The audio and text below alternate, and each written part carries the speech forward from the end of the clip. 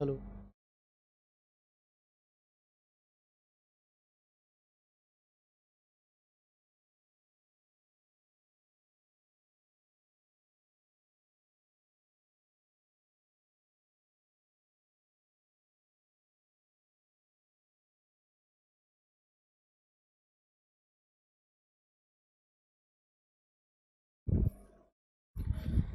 प्यारे साथियों नमस्कार, मैं अरुण सक्सेना एक बार फिर से आप सभी का स्वागत करता हूं रोजगार विद अंकित ऑफिशियल ऐप पर। आप सभी प्यारे बच्चों का एक बार फिर से हार्दिक स्वागत, हार्दिक अभिनंदन है।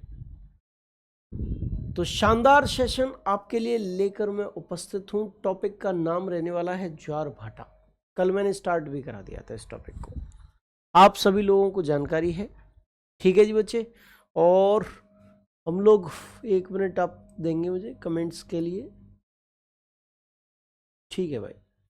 तो आप सभी लोग जल्दी से जल्दी क्लास में जुड़ेंगे। अजय कुमार जी, उत्तम कुमार जी, प्रदीप यादव जी, ब्रजेश कुमार जी, मंजीत यादव जी, अंकुल यादव जी, रामबली शाहानी जी, नेहा कुमारी जी,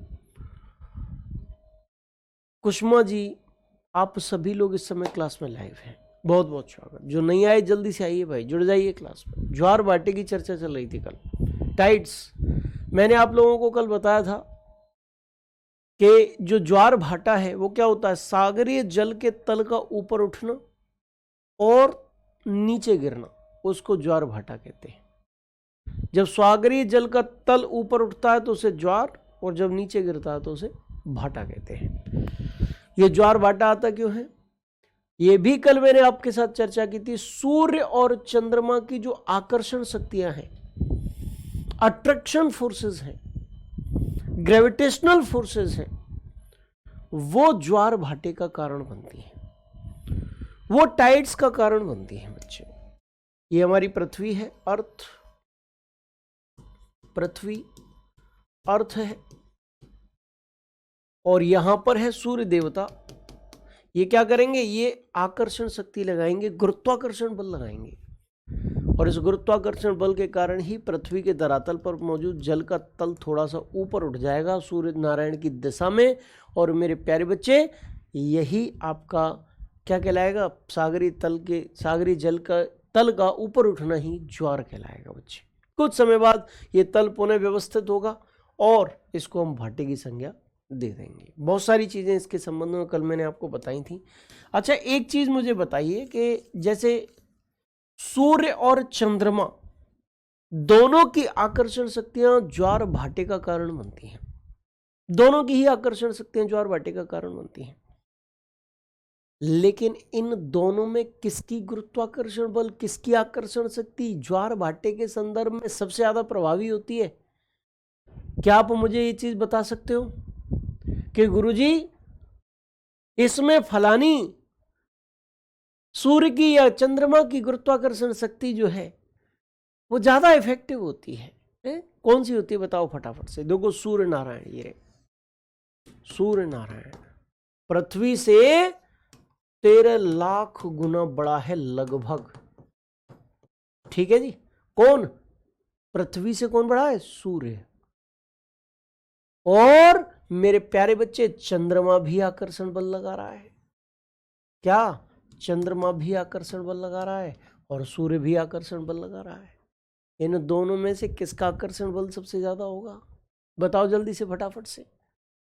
आप सब सोच रहे होंगे ना, चूंकि सूर्य बहुत बड़ा है इसलिए सूर्य का आकर्षण बल ज्यादा होना चाहिए, है? बोलो, सूर्य का आकर्षण बल, सूर्य का गुरुत्वाकर्षण बल अपेक्षाकृत ज्यादा होना चाहिए, अपेक्षाकृत ज्यादा होना चाहिए। लेकिन मेरे प्यारे बच्चों, भ्रम में मत रहना, किसी भी भ्रम में मत रहना मेरे बच्चे। जो गुरुत्वाकर्षण बल है ज्वार भाटे के संबंध में, वो चंद्रमा का ग्रेविटेशनल फोर्स ज्यादा वर्क करता है, मून का ग्रेविटेशनल फोर्स ज्यादा वर्क करता है, ज्यादा काम करता है। किसका ग्रेविटेशनल फोर्स? चंद्रमा का गुरुत्वाकर्षण बल, ये ज्यादा काम करता है। क्यों क्यों काम करता है? क्योंकि ये मात्र 3,84,000 किलोमीटर की दूरी पर है। है। और ये मेरे प्यारे बच्चे, ये लगभग 15 करोड़ किलोमीटर दूर है। क्योंकि चंद्रमा पृथ्वी के नजदीक है, इसलिए चंद्रमा का आकर्षण बल सूर्य के गुरुत्वाकर्षण बल की तुलना में ज्वार भाटे के संदर्भ में ज्यादा इफेक्टिव रहता है बच्चे। अच्छा, अब एक सवाल आ रहा था कल कि ज्वार भाटा कितने अंतराल पे आता है, कितने इंटरवल पर आता है, कितने गैप पर आता है। तो मेरे प्यारे बच्चे, मैं आप लोगों को बताना चाहता हूं कि ज्वार भाटा जो है 24 घंटे में, लगभग 24 घंटे में 2 बार आना चाहिए किसी भी स्थान पर। किसी भी स्थान पर 24 घंटे में लगभग 2 बार, किसी भी स्थान पर लगभग 24 घंटे में 2 बार आना चाहिए। बोलो क्लियर हुआ कि नहीं हुआ, समझ में आया कि नहीं आया? 24 घंटे में 2 बार। लेकिन बच्चे, प्रत्येक ज्वार पिछले ज्वार से 26 मिनट लेट आता है। ऐसा क्यों होता है?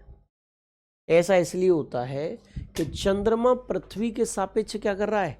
गति कर रहा है। किसके सापेक्ष गति कर रहा है? पृथ्वी के सापेक्ष गति कर रहा है। ऐसे करके कौन गति कर रहा है? चंद्रमा कर रहा है। और लगभग कितने दिन में वो गति करता है? लगभग 27 दिन 7 घंटे में गति करता है। कहने का मतलब, चंद्रमा पृथ्वी का एक चक्कर लगाने में लगभग 27 दिन और 7 घंटे ले लेता है। इस हिसाब से एक दिन में वो कितने डिग्री आगे बढ़ जाएगा? एक दिन में वो 13 डिग्री आगे बढ़ जाएगा। कितनी? 13 डिग्री देशांतर। इतनी दूरी तय कर लेगा एक दिन के अंदर, 24 घंटे के अंदर।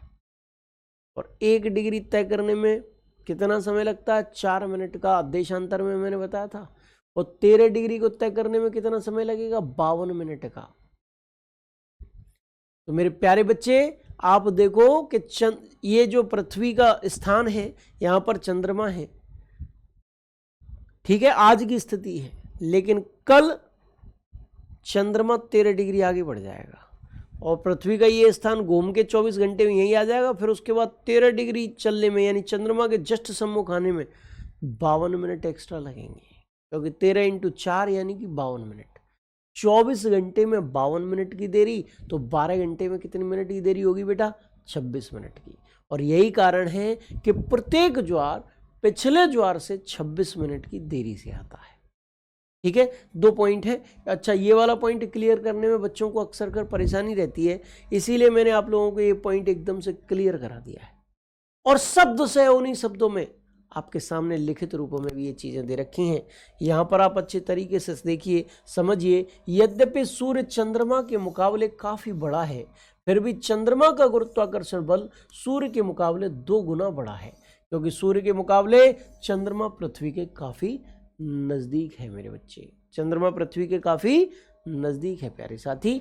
Although the sun is much larger than the moon, yet the gravitational force of the moon is twice as large as that of the sun, because moon is much closer to the earth than the sun.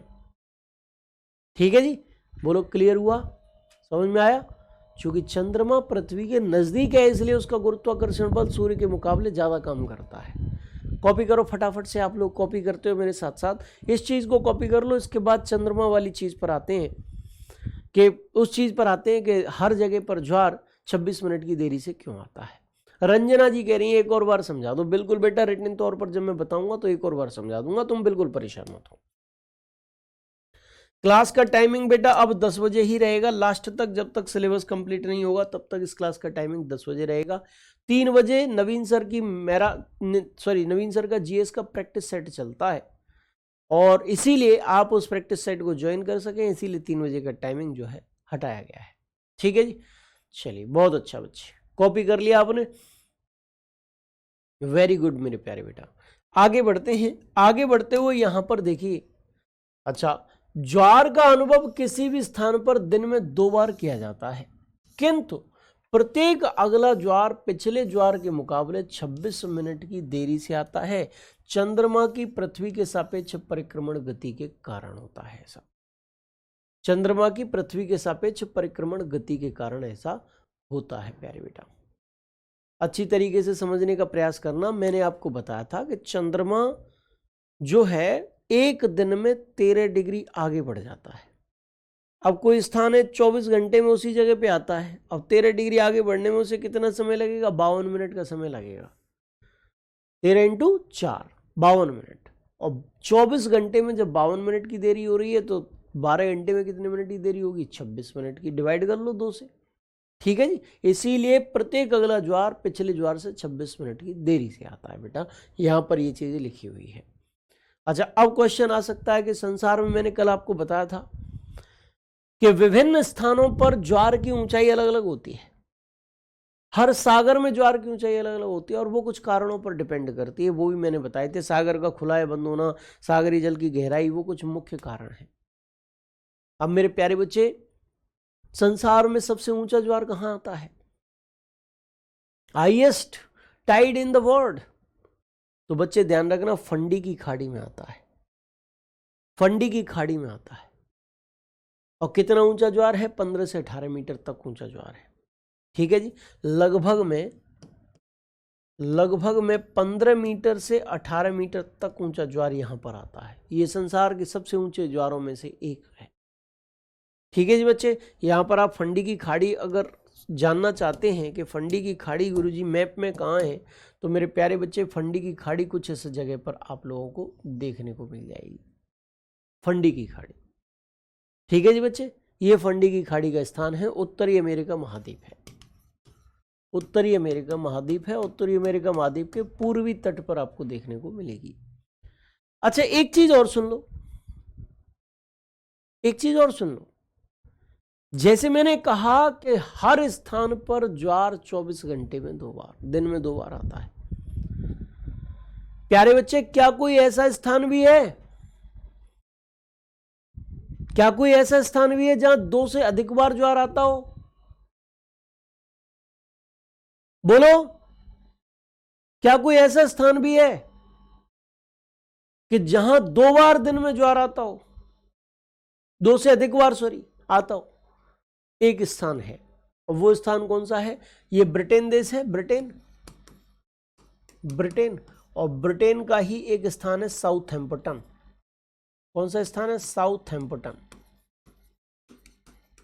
ये ऐसा स्थान है प्यारे बच्चे जहां दिन में 4 बार ज्वार आते हैं, 2 बार नहीं, 4 बार। भगवान ने भी अपवाद बना दिए। कोई नियम, भगवान गीता में क्या लिखा हुआ है कि मुझे, ईश्वर कहते हैं, भगवान कहते हैं कि मुझे कोई बंधन नहीं बांध सकता, मुझे कोई नियम नहीं बांध सकता। अब तुमने एक नियम बनाने का प्रयत्न किया कि ज्वार हर बार, हर स्थान पर दिन में लगभग 2 बार आता है, भगवान ने उस नियम को भी तोड़ दिया। बोले कि साउथहैम्पटन एक ऐसी जगह है जहां दिन में 4 बार ज्वार आता है। अपवाद घोषित हो गया ये। इधर इसके साउथहैम्पटन के इस तरफ कौन सा क्षेत्र है? English channel. इंग्लिश चैनल, इधर इंग्लिश चैनल है, ठीक है जी। और इसके इधर कौन सी क्षेत्र है? तो भैया उत्तरी सागर, नॉर्थ सी। तो भैया 2 बार तो इंग्लिश चैनल से होकर और 2 बार उत्तरी सागर से होकर ज्वार आते हैं, यानी कि दिन में 4 बार ज्वार आते हैं। कहने का मतलब अपवाद तो मिल ही जाते हैं। कोई यूं कहे कि मैं स्वयंभू हूं, तो कोई भी स्वयंभू नहीं है, परमात्मा ही स्वयंभू है। उसको भी कोई नियम में बांध नहीं सकता, कोई बंधन में बांध नहीं सकता। यहां पर इस चीज से आप अच्छी तरीके से समझ चुके। दिन में लगभग 2 बार ज्वार हर स्थान पे आ रहे हैं। साउथहैम्पटन एक ऐसी जगह है जहां दिन में 4 बार ज्वार आ रहे हैं बच्चे। लिखित तौर पर आप इसको देखेंगे। ये देखिए फटाफट से, मैंने आपको क्या बताया? मैंने अभी अभी आपको बताया कि दिन में 4 बार ज्वार आता है। वो कौन सी जगह है? वो साउथहैम्पटन जगह है। किस देश के अंतर्गत पड़ती है? तो ब्रिटेन देश के अंतर्गत पड़ती है। यूके के अंतर्गत वो जगह जो है वो पड़ती है बच्चे। और 2 बार इंग्लिश चैनल से होकर यहाँ ज्वार आता है और 2 बार उत्तरी सागर से होकर यहाँ पर ज्वार जो है वो आता है। वो देखने को हमें मिलता है बच्चे। क्लियर हुआ कि नहीं हुआ? समझ में आया कि नहीं आया? आप सबकी समझ में आ गया होगा, ऐसा मुझे पूर्ण विश्वास है। इन्हीं शब्दों के साथ ये ज्वार भाटा नामक जो टॉपिक है वो पूरी तरीके से फिनिश होता है। Topic completed. टॉपिक कंप्लीटेड, ये टॉपिक कंप्लीट हो गया भाई। ठीक है, ज्वार वाटर टॉपिक भी खत्म, समुद्र विज्ञान यूनिट पूरी तरीके से खत्म। अब हम बच्चों प्रादेशिक भूगोल की ओर चलेंगे, रीजनल ज्योग्राफी की ओर चलेंगे। बोलो कहां चलेंगे? रीजनल ज्योग्राफी की ओर चलेंगे। इसको फटाफट से कॉपी कर लो, आपको लिखने की आदत है, मैं भी आपको पूरा टाइम देता हूं कि आप आराम से लिख सकें बच्चे। अब हम प्रादेशिक भूगोल, जो भूगोल की लास्ट यूनिट है, वहां तक चलेंगे। एक बच्चा कल टेलीग्राम ग्रुप पर मुझसे पूछ रहा था, सर ज्योग्राफी कब खत्म होगी, लेकिन आंसर ये नहीं होना चाहिए कि जल्द। तो फिर मैंने उसे डेट भी दे दी, भाई 10 अप्रैल तक आपकी ज्योग्राफी खत्म हो जाएगी। तो भैया अब उस बच्चे को मैंने वायदा कर दिया है, तो उस वायदे को निभाना भी है। ठीक है जी, तो लास्ट यूनिट प्रादेशिक भूगोल आपकी स्टार्ट होने जा रही है, और इसके बाद आपका भूगोल का सिलेबस पूरी तरीके से कंप्लीट हो जाएगा। बच्चे अच्छी तरीके से आप ध्यान रखिएगा। अच्छा चलिए देखिए, प्रादेशिक भूगोल, प्रादेशिक भूगोल, रीजनल ज्योग्राफी, रीजनल जियोग्राफी। प्यारे बच्चे, रीजनल ज्योग्राफी क्या होती है, प्रादेशिक भूगोल क्या है? इसमें हमें विश्व की सैर करनी है, और विश्व की सैर दो तरीके से हो सकती है। ठीक है जी, जैसे एक तो यह है तरीका कि भाई विश्व के पर्वत, विश्व के पठार, विश्व के मैदान, विश्व की झीलें, विश्व की नदियां, विश्व की नहरें, विश्व के मरुस्थल, विश्व के घास के मैदान, इन सारी चीजों को मैप बेस्ड तरीके से कराया जाए। और एक तरीका यह है कि महाद्वीपों के अनुसार पढ़ाया जाए कि अफ्रीका महाद्वीप ये, उत्तरी अमेरिका महाद्वीप ये। सबसे सटीक तरीका मेरे प्यारे बच्चे, 10 अप्रैल नहीं 10 मई, हाँ 10 मई, सॉरी 10 मई तक भाई विनेश जी, गलती से अप्रैल भूल गया। भावनाओं को समझना है बस, शब्दों पे मत जाइए, भावनाओं को समझिए। जाहिर सी बात है 10 अप्रैल नहीं आ सकता, 10 मई ही आएगी। इधर देखो फटाफट से। तो मैं क्या कह रहा हूं कि विश्व को विभिन्न टॉपिक्स में बांटकर हम लोगों को अध्ययन करना है, जो सबसे सटीक तरीका है, सबसे सटीक तरीका है। विश्व को किस में बांटे? विभिन्न टॉपिक्स में बांटे। इसके अंतर्गत विश्व के पर्वत, विश्व के पर्वत वो पहला टॉपिक है जिसको मैं कराने जा रहा हूं, mountains of the world, mountains of the world. Mountains of world समझाने से पहले सबसे पहले मैं आपको बेसिक कराने की आदत है, जीरो से लेकर ऊपर उठाता हूं मैं आपको। तो सबसे पहले मैं कुछ चीजों के बारे में बेसिक बता रहा हूं, हालांकि ये पेपर में नहीं आना, लेकिन जानना बेहद जरूरी है कि सबसे पहले ये जानना है कि पर्वत नाम का जो शब्द है, माउंटेन नाम का जो शब्द है, उसका अर्थ क्या होता है, उसकी मीनिंग क्या होती है। ये पर्वत होता क्या है, ये माउंटेन होता क्या है। तो प्यारे बच्चे जान लीजिए कि एक ऐसी उच्च भूमि जिसका शीर्ष उसके आधार के मुकाबले सकरा है, जिसका शीर्ष जो है उसके आधार के मुकाबले काफी सकरा है, नैरो है, और जिसकी ऊंचाई कम से कम 600 मीटर है, 600 मीटर या उससे अधिक है, तो ऐसी स्थिति में इसे पर्वत हम लोग कहेंगे, इसे हम माउंटेन कहेंगे। इसे हम क्या कहेंगे बच्चे? माउंटेन कहेंगे। डाटा टोटली हुबहू एनसीईआरटी का है। प्राइवेट पुस्तकों में इसकी ऊंचाई 1000 मीटर मानी गई है, लेकिन मैंने सीधा डाटा किसका दिया है? एनसीईआरटी का डाटा आपको दिया है, जिसके आपको किसी भी प्रकार से कोई कंफ्यूजन ना हो, आप किसी भी प्रकार से किसी भ्रम में ना रहें, ये मेरा प्रयत्न रहा है बच्चे। ठीक है जी, तो अच्छी तरीके से आपने इस चीज को समझ लिया, देख लिया, कर लिया।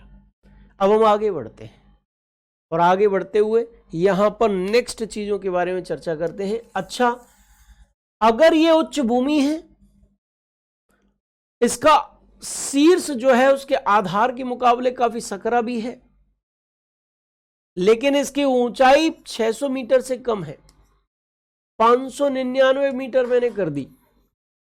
तो अब ऐसी स्थिति में ये क्या कहलाएगी? ये स्थलाकृति, ये लैंडफॉर्म क्या कहलाएगी बच्चे? ये लैंडफॉर्म ऐसी स्थिति में पहाड़ कहलाएगी। अंग्रेजी में इसको हम किस नाम से पुकारेंगे? अंग्रेजी में इसको हिल के नाम से पुकारेंगे। किसके नाम से पुकारेंगे? हिल के नाम से पुकारेंगे। किसे पुकारेंगे? बोलो किसे पुकारेंगे भैया?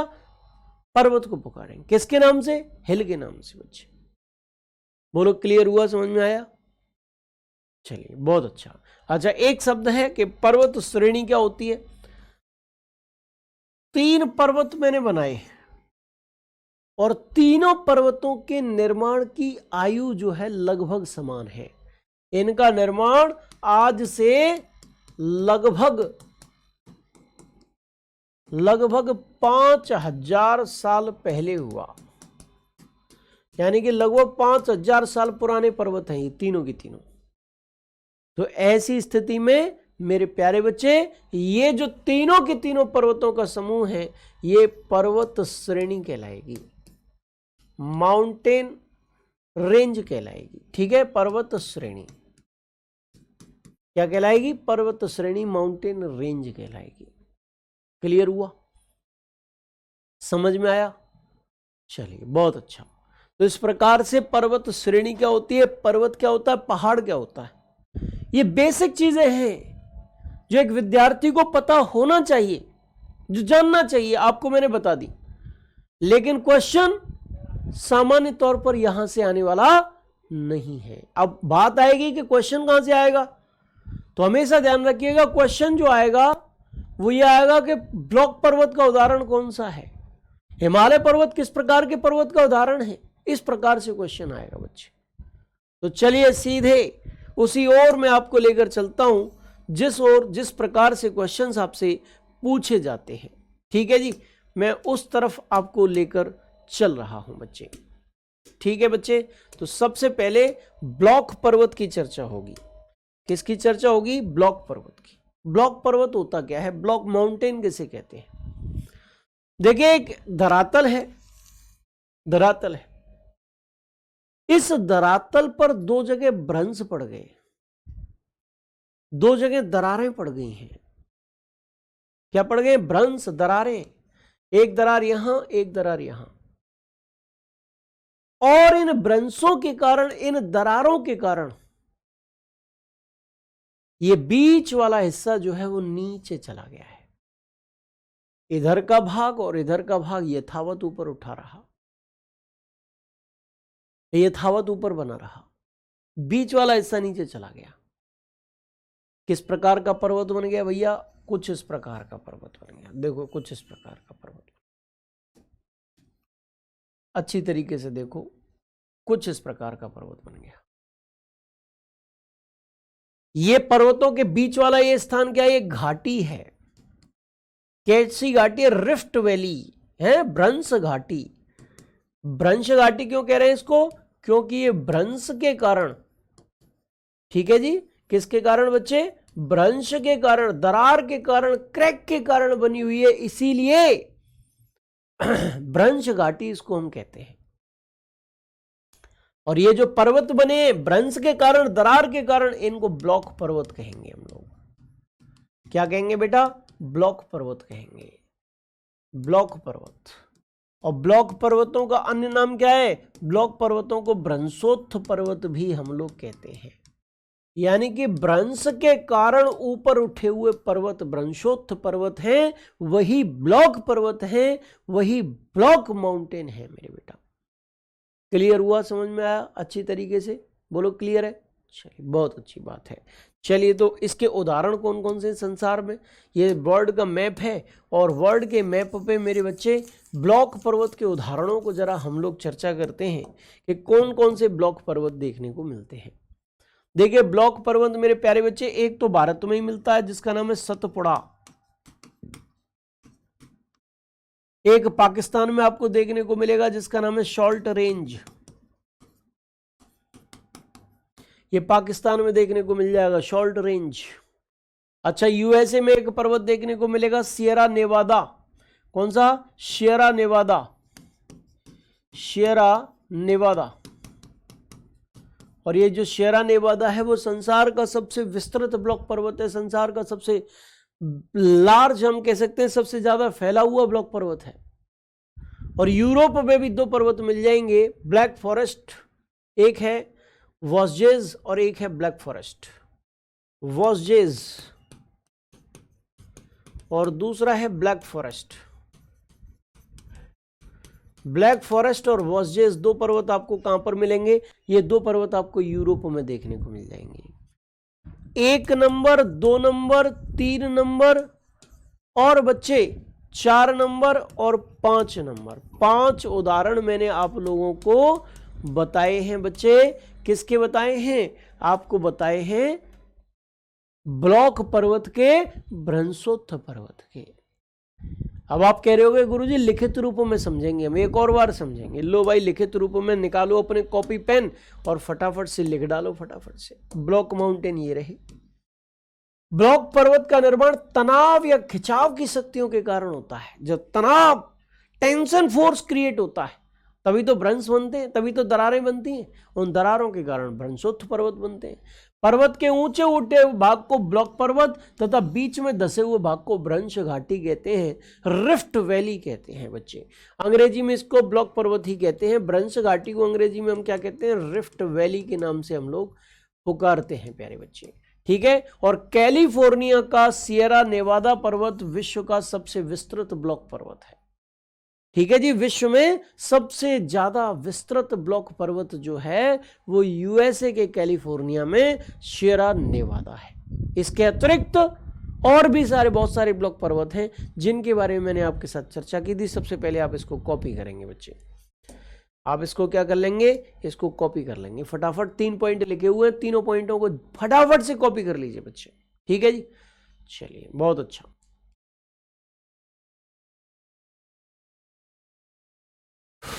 पहाड़ों का निर्माण कैसे होता है बेटा? अलग अलग तरीके से होता है, वो सारी तरीके मैं बता रहा हूं। एक प्रकार तो मैंने पर्वतों का बता दिया, निर्माण के आधार पर ही मैं पर्वतों का वर्गीकरण आपको करा रहा हूं। अलग अलग प्रकार से निर्माण होता है, वो सारे प्रकार बता रहा हूं, धीरे धीरे सब समझ में आएगा, ठीक है भाई। मैप को बेटा कॉपी कैसे करेंगे? मिटाना तो पड़ेगा, एक मैप है, ठीक है जी। चलिए नेक्स्ट आगे बढ़ते हैं। आगे बढ़ते हुए यहां पर कुछ संसार के ब्लॉक पर्वत दे रखे हैं। वॉसजेस पर्वत फ्रांस में है, ब्लैक फॉरेस्ट पर्वत जर्मनी में है, सॉल्ट रेंज पर्वत पाकिस्तान में है और सतपुड़ा पर्वत ये भारत में है। और ये सब क्या है? विश्व के ब्लॉक पर्वत है। आपसे क्वेश्चन पूछा जा सकता है, बताओ सतपुड़ा पर्वत किस प्रकार के पर्वत का उदाहरण है? आप आंसर लगाएंगे ब्लॉक या ब्रंसोत्थ पर्वत का उदाहरण है। आपसे क्वेश्चन पूछा जाएगा पाकिस्तान का सॉल्ट रेंज किस प्रकार का पर्वत है? आप आंसर लगाएंगे ये ब्लॉक या ब्रंसोत्थ पर्वत है। आपसे क्वेश्चन पूछा जाएगा कि बताओ जर्मनी का ब्लैक फॉरेस्ट किस प्रकार का पर्वत है? आप आंसर लगाएंगे कि ये भी मेरे बच्चे विश्व का एक प्रमुख ब्लॉक पर्वत है, ठीक है जी। चलिए, इस प्रकार से क्वेश्चन आपसे पूछे जाने। जो ब्लॉक पर्वत हैं आपके वो कंप्लीट हो चुके हैं। नेक्स्ट पर्वत की ओर अब मैं आपको लेकर चलने वाला हूं, ठीक है जी। चलिए, बहुत अच्छा, आपने कॉपी कर लिया है। अच्छा, अब हम बात करेंगे अवशिष्ट पर्वत की। अवशिष्ट पर्वत, ये अवशिष्ट पर्वत की अंग्रेजी क्या होती है? इसकी अंग्रेजी होती है रेजिडुअल माउंटेन्स। रेजिडुअल माउंटेन्स, अवशिष्ट पर्वत, इसकी अंग्रेजी क्या है बच्चे? Residual mountains. अवशिष्ट पर्वत क्या होते हैं? अवशिष्ट यानी कि अवशेषों से बचा हुआ पर्वत। रिमेन्स, ऐसे पर्वत जिसके रिमेन्स बचे हुए, जिसके अवशेष बचे हुए, उसे अवशिष्ट पर्वत कहते हैं। जो एक समय में जब निर्माण जब उसका हुआ था तब बहुत विशालकाय थे, और आज विभिन्न अपर्दन की शक्तियों के कारण, विभिन्न अपर्दनात्मक शक्तियों के कारण, विभिन्न इरोजनल फोर्सेस के कारण उसे काट छांट दिया है और न के बराबर अवशेष उसके बचे हुए हैं। उसे हम कहते हैं अवशिष्ट पर्वत। जो पुराने पर्वत होते हैं ना, बहुत पुराने पर्वत जो हैं, जैसे इतना विशाल था निर्माण के समय, आज इतना रह गया है, उसे कहते हैं अवशिष्ट पर्वत। और अवशिष्ट पर्वत का उदाहरण क्या है? भारत का अरावली पर्वत, जो अति प्राचीन पर्वत है ना, अति प्राचीन, बहुत प्राचीन, वो पर्वत मेरे बच्चे अवशिष्ट पर्वत कहलाते हैं। अरावली के अतिरिक्त विंध्याचल, अरावली के अतिरिक्त विंध्याचल पर्वत, अरावली के अतिरिक्त विंध्याचल पर्वत, भाई ये किससे बने हुए? ये प्रायद्वीपीय पठार का हिस्सा है, पुराने तो है ही। अरावली पर्वत है, विंध्याचल पर्वत है। आप कहेंगे सतपुड़ा पर्वत भी एक अवशिष्ट पर्वत है। क्योंकि ये प्रायद्वीपीय पठार का भाग है, बहुत प्राचीन है, नाम मात्र के अवशेष बचे हुए इसके। और ये ब्लॉक पर्वत भी है क्योंकि जब इसका निर्माण हुआ तो भ्रंश बनने के कारण हुआ था, दरारों के कारण हुआ था, इसलिए ये अवशिष्ट पर्वत भी है और ये ब्लॉक पर्वत भी है भाई, सतपुड़ा। ठीक है जी। चलिए, निर्माण जो हुआ था वो ब्लॉक पर्वत के रूप में, लेकिन आज चूंकि उसके अवशेष बचे हुए हैं इसीलिए इसको अवशिष्ट पर्वत के श्रेणी के अंतर्गत भी रखा जा सकता है बच्चे। ये तीनों के तीनों जो हैं वो अवशिष्ट पर्वत के उदाहरण हैं। यहाँ पर अवशिष्ट पर्वत या रेजिडुअल माउंटेन्स के बारे में पढ़ लीजिए। अवशिष्ट पर्वत का निर्माण चट्टानों के अपरदन के फलस्वरूप होता है। अपरदन को अंग्रेजी में इरोजन कहते हैं और इसी को हिंदी में कटाव के नाम से भी पुकारते हैं। इरोजनल फोर्सेस के कारण, अपरदनात्मक शक्तियों के कारण, कटाव के कारण इसका फॉर्मेशन हुआ, इसका निर्माण हुआ बच्चे। ठीक है। भारत का विंध्याचल, अरावली, पश्चिमी घाट, पूर्वी घाट, पारसनाथ, सतपुड़ा, ये सब अवशिष्ट पर्वतों के उदाहरण हैं क्योंकि ये प्रायद्वीपीय पठार का हिस्सा है और प्रायद्वीपीय पठार भारत का सबसे प्राचीनतम प्राकृतिक विभाग है। आप अच्छी तरीके से जान लीजिए, समझने का प्रयत्न कर लीजिए, कॉपी करिए फटाफट से आप। ठीक है जी। चलिए, बहुत अच्छा। अब आप इसे कॉपी कर लेंगे। नेक्स्ट पर्वत के बारे में मैं समझाता हूं। नेक्स्ट पर्वत का जो प्रकार है वो आएगा संग्रहित पर्वत।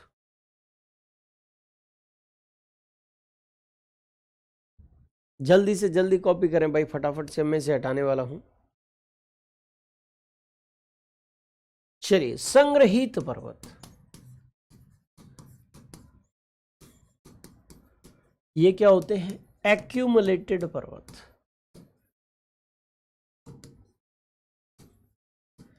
एक्यूमुलेटेड माउंटेन्स, संग्रहित पर्वत, एक्यूमुलेटेड माउंटेन्स, ये क्या होता है प्यारे बच्चे? एक्यूमुलेटेड माउंटेन्स, संग्रहित पर्वत किसे कहते हैं? इसको ज्वालामुखी पर्वत भी हम लोग कह सकते हैं। ज्वालामुखी पर्वत, वॉल्केनिक माउंटेन्स, वॉल्केनिक माउंटेन्स।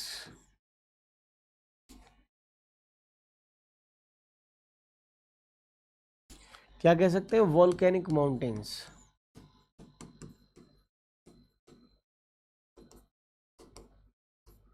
बोलो बच्चे, क्या कह सकते हैं इसको? वॉल्केनिक माउंटेन्स कह सकते हैं। इसी को ज्वालामुखी पर्वत कहते हैं बेटा। क्लियर है? चलिए, ज्वालामुखी ये रहा और ज्वालामुखी से लावा का उद्गार हो रहा है। लावा लावा लावा निकल रहा है, लावा निकल रहा है। निकलते निकलते निकलते निकलते निकलते निकलते निकलते निकलते एक समय ऐसा आ गया कि पर्वत का ये जो लावा है, लावा के जमाव के कारण एक पर्वत निर्मित हो गया। और ये पर्वत कैसा पर्वत है? संग्रहित पर्वत है। ये कैसा पर्वत है? एक्यूमुलेटेड माउंटेन है ना? क्या है? लावा के जमाव के कारण, मिट्टी के जमाव के कारण, बालू के जमाव के कारण इनका क्या हो सकता है बच्चे? इनका निर्माण हो सकता है। आप अच्छी तरीके से देख रहे हैं, समझ रहे हैं। क्लियर है? चलिए, लिखिए फटाफट से, लेखन कार्य कर लीजिए।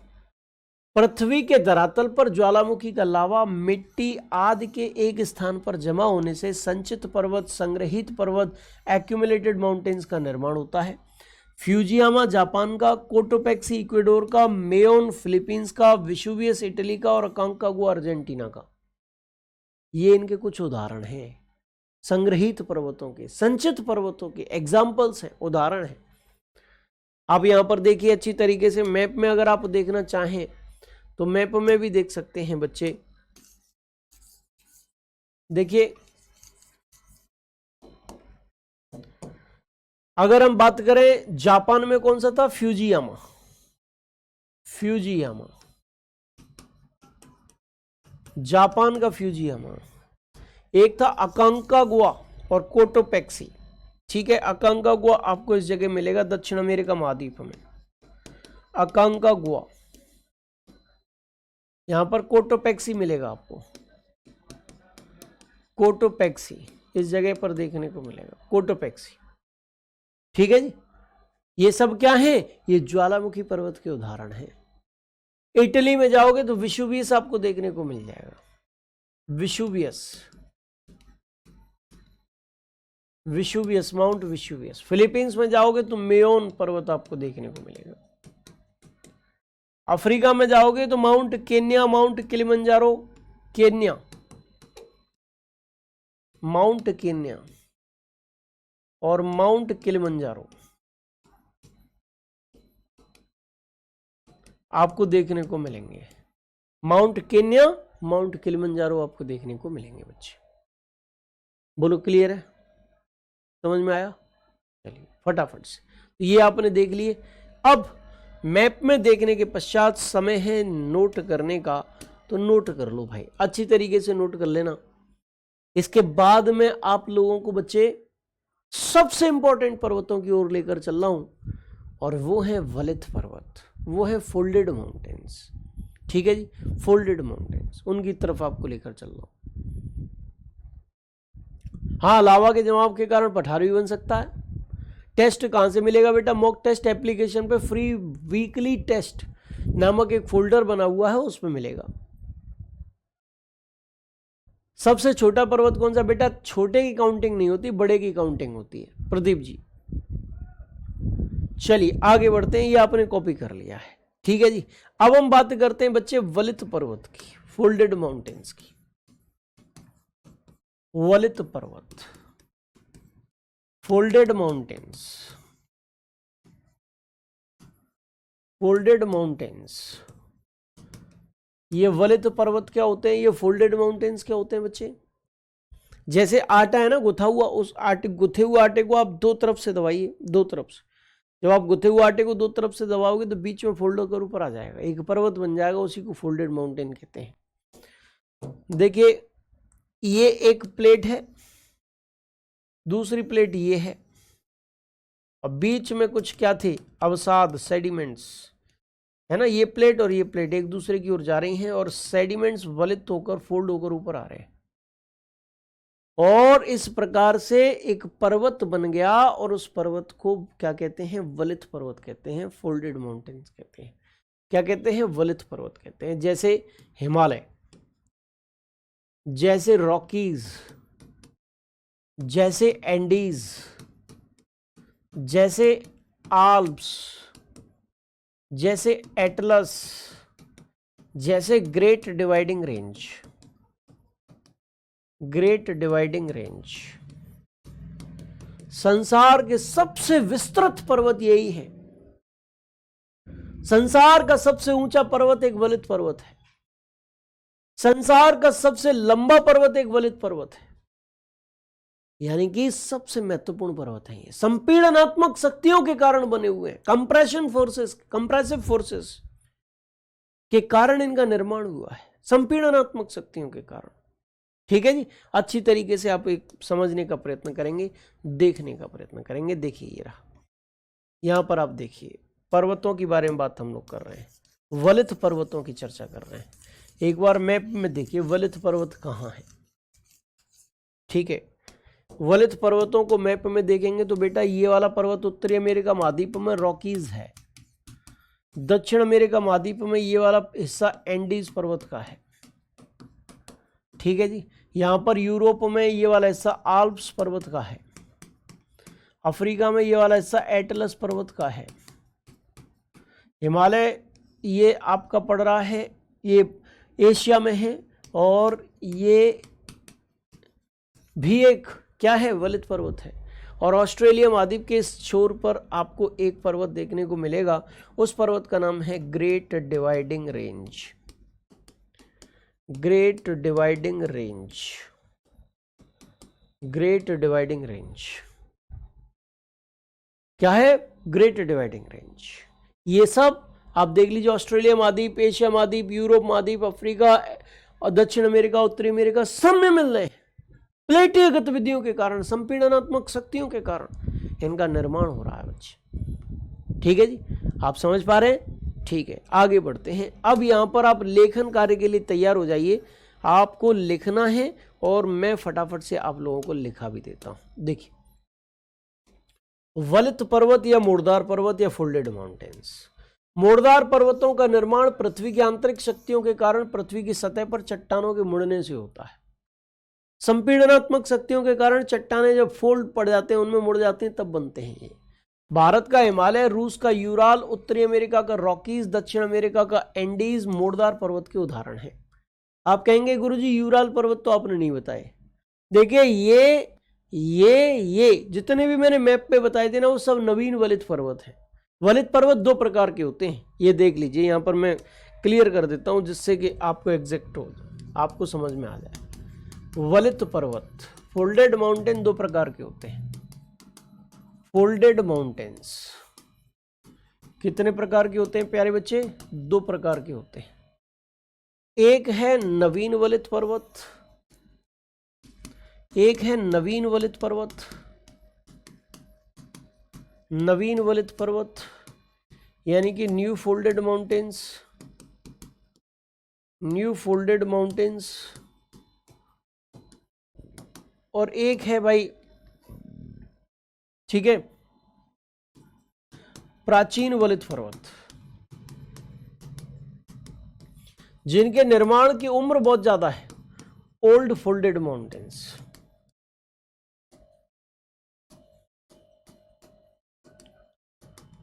ठीक है जी।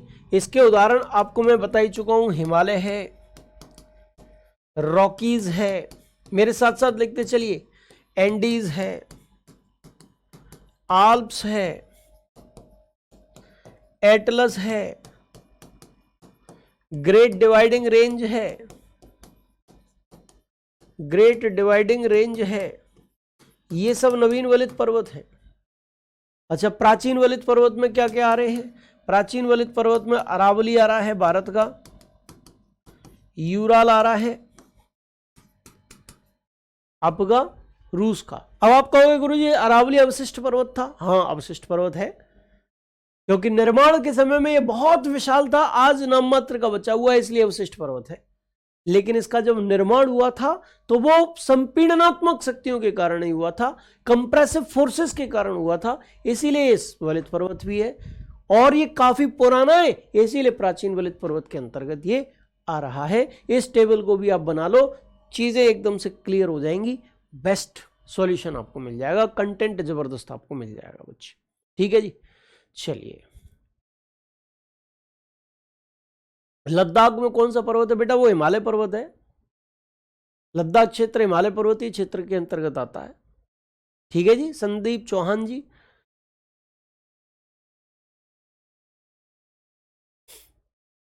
पठारी क्षेत्र भी मिलता है लद्दाख में। ठीक है गुरुजी, लिखा नहीं है तो लिख लो अंजू वर्मा जी जल्दी, मैं आपके लिखने का इंतजार कर रहा हूं कि आप कब लिख लें जल्दी से, फटाफट से।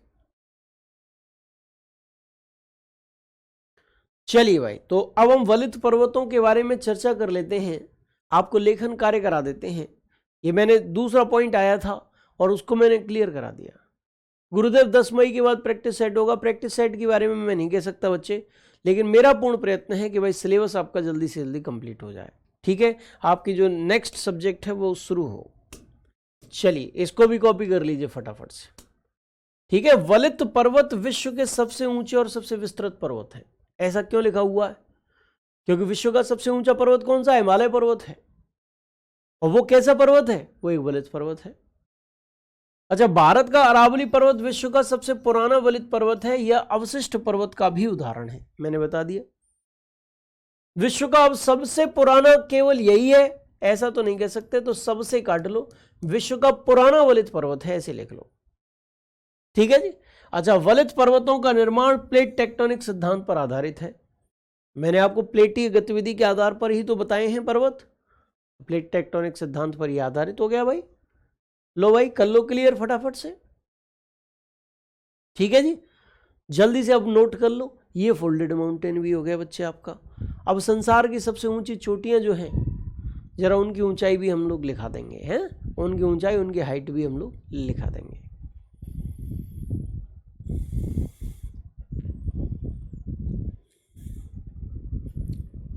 संसार की सर्वोच्च चोटियां, highest peaks of the world.